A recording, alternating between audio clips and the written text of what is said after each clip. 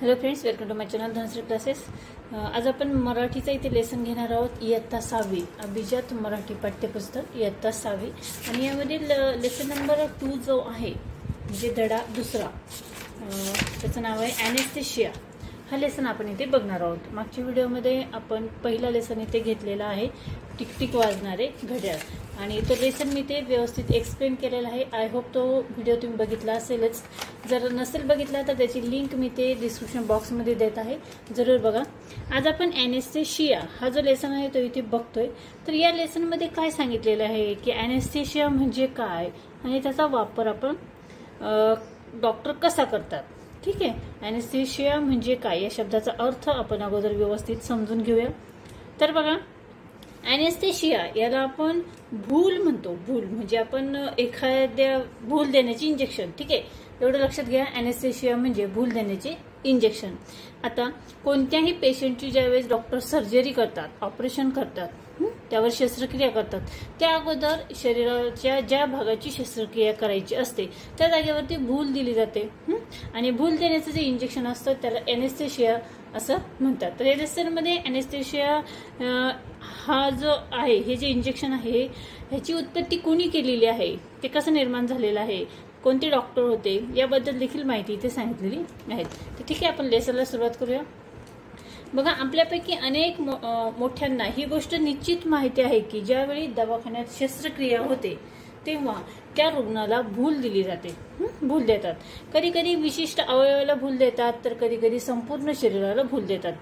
जरी आपणास डॉक्टरकीच्या प्रत्येक गोष्टीबद्दल ज्ञान नसले तरी ॲनेस्थेशिया हा शब्द कायम आपल्या कानावर येत असतो, आणि ॲनेस्थेशिया म्हणजेच भूल देण्याचे इंजेक्शन हे मात्र आपल्याला माहिती आहे। ठीक आहे, पुढे बघूया। सूरजची तब्येत खराब झाली होती। एक सूरज नावाचा मुलगा होता। आता लेसन इथे चालू होतोय बघा, यात काय सांगितलेलं आहे काही, सूरज नावाचा जो मुलगा होता त्याची तब्येत अचानक खराब झाली। रात्रभर तो पोट दुखण्याने हैराण झाला होता। त्याला सकाळी दवाखान्यात नेण्यात आले। सोनोग्राफी केल्यावर लक्षात आले की अपेंडिक्स नावाचा आजार आहे आणि ताबडतोब शस्त्रक्रिया करण्याची गरज आहे। त्याचे आई वडील शस्त्रक्रिया करण्यास तयार झाले, मात्र भूलतज्ञ येण्यास खूप उशीर झाला होता। बघा, सूरजच्या पोटात खूप दुखत होतं, डॉक्टरने त्याला अपेंडिक्स आहे सांगितलं आणि ताबडतोब शस्त्रक्रिया म्हणजे ऑपरेशन करावे लागेल असं सांगण्यात आलं। त्याचे आई वडील तयार झाले, पण ऑपरेशन करण्याच्या अगोदर आपल्याला त्या पेशंटला भूल दिली जाते। मग भूल देण्यासाठी जे भूलतज्ञ डॉक्टर असतात त्या डॉक्टरांची ते वाट बघू लागले, त्यांना येण्यास खूप उशीर झाला होता। दरम्यान एका फॉर्मवर कागदोपत्री सही करण्यास सांगितली। त्यावेळी भूल देण्याचे परिणाम वाचून सूरजची आई रडू लागली। ऑपरेशनच्या अगोदर एक फॉर्म भरून घेतला जातो दवाखान्यामध्ये, आणि त्या दवाखान्यामध्ये आई किंवा वडिलांची स्वाक्षरी घेतली जाते। त्यावरती भूल देण्याचे जे परिणाम आहेत त्याची संपूर्ण माहिती असते, आणि ती माहिती वाचून तिच्या आईला रडू येऊ लागले। वडिलांचे हात थरथरले, कारण सूरज हा लहान होता, शिवाय ही त्याची शस्त्रक्रियेची पहिलीच वेळ होती। आता सूरजची मावशी तिथे हजर होती। ती कोण होती, तर ती एका दवाखान्यात नर्स म्हणून काम करत होती। तिला या सर्व गोष्टींची सवय होती। ती सगळ्यांना समजावत होती की इतके घाबरायचे कारण नाही, कागदोपत्री या सह्या कराव्याच लागतात, शिवाय शस्त्रक्रिया करायची तर भूल देणे गरजेचे होते। ठीक आहे, बघा, त्यावेळी ॲनेस्थेशियाबाबत एक गोष्ट त्यांनी सांगितली की ही गोष्ट किती खरी आहे की रंगवलेली कथा आहे हे निश्चित सांगता येत नाही, मात्र त्याचा आशय मनावर कायमस्वरूपी ठसा उमटवून जातो। आता ज्यावेळेस भूल देण्याचे डॉक्टर जोपर्यंत येत नव्हते तोपर्यंत हे सगळे त्यांची वाट बघत राहिले। फॉर्मवर सह्या करून झाल्या, त्यानंतर ज्यावेळेस त्या फॉर्मवरती भुलीचे परिणाम इथे लिहिलेले होते ते वाचून जे सूरजची आई घाबरली, रडू लागली, तिचे वडिलांचा हातही थरथरू लागला। त्यावेळेस ॲनेस्थेशिया म्हणजे काय आणि या बाबतची जी गोष्ट आहे ती गोष्ट इथे सांगण्यात आली। आता ती गोष्ट काय आहे ते आपण इथे बघूया। बघा, त्यावेळी ॲनेस्थेशियाचा शोध लागायचा होता। कुणाला त्याची काही माहिती नव्हती, तेव्हा शस्त्रक्रिया करताना क्लोरोफॉर्म नावाचे गुंगीचे औषध रुग्णाला देत असे। बघा, ॲनेस्थेशिया नावाचं ज्यावेळेस इंजेक्शन तयारही झालेलं नव्हतं, त्याचा शोधही लागलेला नव्हता, त्या अगोदर सुद्धा शस्त्रक्रिया केली जायची। तर त्यावेळेस क्लोरोफॉर्म नावाचं गुंगीचं औषध त्या रुग्णाला, त्या पेशंटला देण्यात येत असे। त्याच्याही अगोदर शस्त्रक्रिया करताना 4 दणकट माणसे त्या व्यक्तीला धरत असे। म्हणजे ज्याचं ऑपरेशन करायचं आहे त्याला कुठल्याही प्रकारचं इंजेक्शन दिलेलं नसत, कोणत्याही गुंगीचं औषध दिलेलं नसत. त्यावेळेस 4 असे धट्टेकट्टी लोक ज्याचं ऑपरेशन करायचंय, शस्त्रक्रिया करायची आहे, त्या रुग्णाला धरून ठेवत असे आणि डॉक्टर ती शस्त्रक्रिया करत असेल. या पलीकडे क्वचित डोक्यावर इजा करून रुग्ण बेशुद्ध झाला की शस्त्रक्रिया करणे यासारख्या चुकीच्या प्रकारचा नाईलाजाने उपयोग व्हायचा. अशाच मध्येच रुग्णाला शुद्ध आली की तो रुग्ण गुराढोरासारखा आरडाओरडा करीत असेल. जर डोक्याला मार लागलेला असेल तर तो पेशंट बेशुद्ध असायचा, तोपर्यंत शस्त्रक्रिया केली जायची. पण शस्त्रक्रिया चालू असताना जर त्या व्यक्तीला जर मध्येच जाग आली तर लोगे मध्ये शुद्धीवर आला तर शस्त्रक्रिया करताना जो त्रास होतो तो त्याला जाणवू लागत असे आणि तो व्यक्ती गुराढोरासारखा म्हणजे जोरजोरात ओरडत असे. त्यावेळी भूल देण्याकरता प्रभावी औषधांची नितांत गरज होती, पण त्यावेळेस अशा प्रकारचं कोणतंही औषध उपलब्ध नव्हतं. तर अॅनेस्थेशिया औषध कसं उपलब्ध झालं, त्याचा शोध कधी लागला, तर बघा अशावेळी इंग्लंडमधील एक डॉक्टर याबाबत बरेच संशोधन करत होते. त्यांनी बऱ्याच प्रयोगानंतर एक अत्यंत प्रभावी औषध बनविले. ते शस्त्रक्रियेपूर्वी दिल्यानंतर तेवढी जागा बधीर होत असे. त्यानंतर शस्त्रक्रिया सुरळीत व्हायची, रुग्णाला त्याची जाणीवही होत नसे. त्यालाच लोकल अॅनेस्थेशिया असेही म्हणण्यात आले किंवा असेही म्हणतात. इंग्लंडचे एक डॉक्टर होते, त्यांनी ही जी अॅनेस्थेशिया आहे त्याबाबत औषध बनवलं, म्हणजे त्या नावाचं औषध बनवलं. आता ते औषध अत्यंत प्रभावी आहे असं ते म्हणत असत आणि शस्त्रक्रियेपूर्वी ते औषध दिलं जात असे आणि त्यामुळे शस्त्रक्रिया ही कशी व्हायची, सुरळीतपणे पार पडायची. आता ते औषध खूप प्रभावी होते, याचा वापर कुणावर व कसा करायचा याचा मोठा गहन प्रश्न त्या डॉक्टरांपुढे निर्माण झाला होता. त्यावेळेस डॉक्टरांचा मुलगा जो होता त्यांनी वडिलांची ही धडपड सर्व बघितलेली होती. तो वडिलांना म्हणाला, त्याच्या डाव्या हाताला 6 बोटे आहेत, त्यातील 1 बोट अतिरिक्त आहे, त्यामुळे त्यांनी त्याचा प्रयोग करताना आधी ते इंजेक्शन माझ्या बोटाला टोचावे, नंतर ते अतिरिक्त बोट काढून टाकावे, त्यामुळे त्यांच्या प्रयोगाचे प्रात्यक्षिक होईल आणि बोटही निघून जाईल. वडिलांना ती कल्पना आवडली.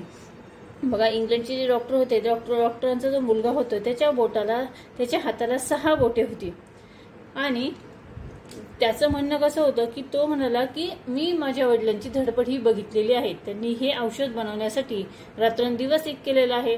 मग आता त्याचा प्रयोग करण्याची वेळ आलेली आहे. हा प्रयोग दुसऱ्या कोणावर करण्यापेक्षा त्या औषधाचा प्रयोग माझ्याच हातावर केला तर का चालेल.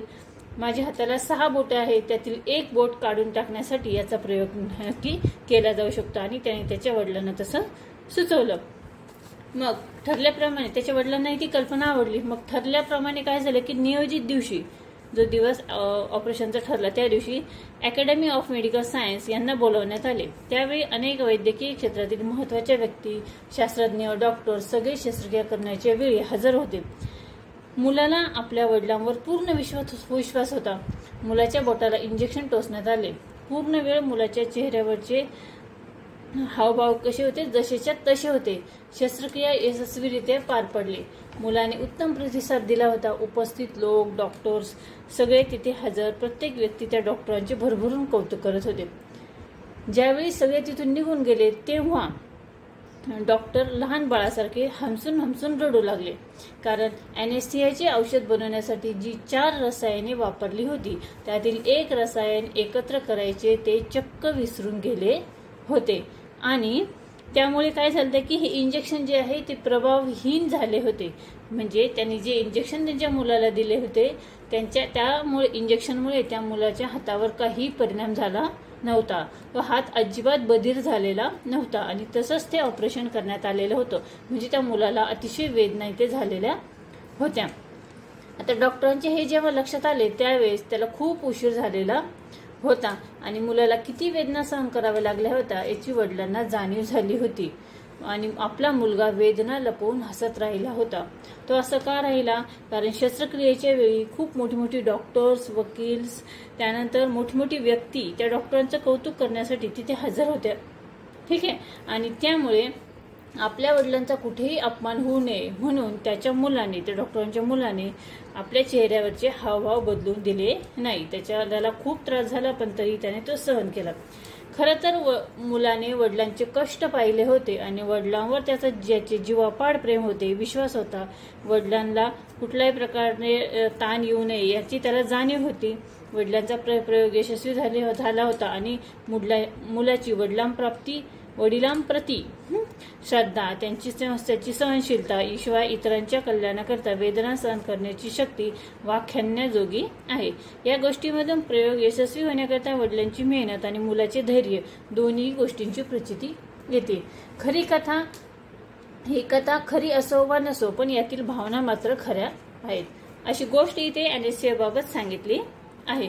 आणि पुढे काय म्हटले बघा, हा अनेस्थीसियाच्या शोधावर सर्वप्रथम 16 ऑक्टोबर 1848 या दिवशी शिक्कामोर्तब झाला आणि सर्वप्रथम हॅरिस वेल्स, नंतर विल्यम थॉमस आणि ग्रीन मार्टन नाव असलेल्या व्यक्तीने 2 वर्ष प्रयोग केल्यानंतर मॅसेच्युसेट्सच्या जनरल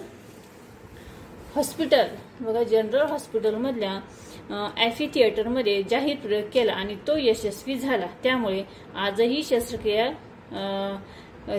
शस्त्रक्रिया करतात त्या ठिकाणी ऑपरेशन थिएटर संबोधलेले आहेत. म्हणजे ज्या ठिकाणी शस्त्रक्रिया करतात त्याला ऑपरेशन थिएटर असे म्हटले जाते. आज कोणीही शस्त्रक्रिया करण्यासाठी भूलतज्ञाची आवश्यकता असते. कोणतीही शस्त्रक्रिया करायची असेल तर भूलतज्ञाची आवश्यकता असते आणि त्यांचे कामही गुंतागुंतीचे असते. हृदयाच्या ठोक्यांचा समतोल राखणे, मेंदू, किडनी, लिव्हर यांची काळजी घेणे, त्यांच्या कामावर नियंत्रण ठेवणे, बीपी नियंत्रित करणे, कृत्रिम श्वास देणे अशा सगळ्या भूमिका त्याला पार पाडाव्या लागतात आणि भूलतज्ञ डॉक्टरांना मान सन्मान कौतुक मिळत नाही. एवढे सगळं करून सुद्धा भूलतज्ञ डॉक्टरांचं नाव कुठेही येत नाही. तो कायम प्रसिद्धीच्या उपराच राहतो. अशी जोखमीची भूमिका पार पाडणाऱ्या किती भूलतज्ञांची नावे आपणास ठाऊक आहेत. कधीतरी आपण त्यांचे आभार मानतो का? नाही, कारण ज्या डॉक्टरांनी आपली शस्त्रक्रिया केली तेच डॉक्टर आपल्या नेहमी लक्षात राहतात. त्यामुळे सूरजच्या यशस्वी शस्त्रक्रियेनंतर त्याचे आई बाबा डॉक्टरांच्या सोबतच भूलतज्ञांचेही आभार मानायला विसरले नाहीत. ठीक आहे, अशा पद्धतीने आपण अनेस्थीसिया हा लेसन इथे बघितलेला आहे. आय होप तुम्हाला हा जो लेसन आहे तो नक्की समजला असेल. आणि अनेस्थीसिया म्हणजे काय आणि त्याचा शोध केव्हा, कसा, कुठे लागला तेही आपण इथे बघितलेलं आहे. तेही तुम्हाला नक्की समजलं असेल. हा व्हिडिओ जर आवडला त्या व्हिडिओला तुम्ही नक्की लाईक करा, शेअर करा आणि चॅनलवर नवीन असेल तर चॅनल सबस्क्राईब करा. व्हिडिओ बघितल्याबद्दल धन्यवाद.